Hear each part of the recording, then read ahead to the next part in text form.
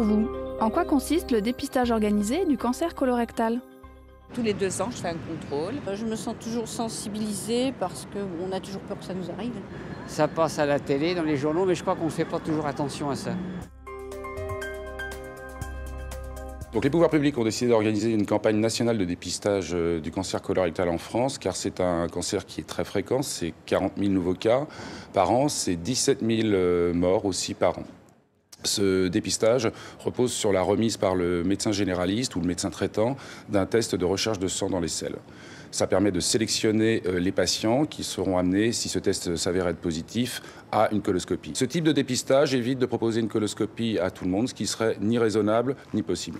Dans chaque département de France, la structure en charge des dépistages invite, avec l'aide de l'assurance maladie, les hommes et les femmes de 50 à 74 ans à consulter leur médecin généraliste pour réaliser un test de dépistage tous les 2 ans.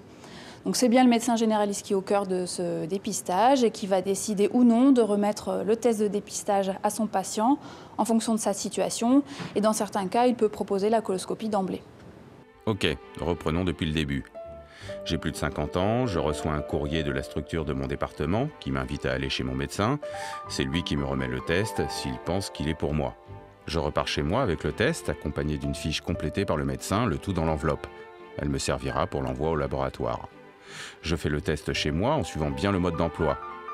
Quand c'est fait, je n'ai plus qu'à le glisser dans l'enveloppe T, déjà affranchie avec la fiche complétée par le médecin, et de mettre le tout à la boîte aux lettres.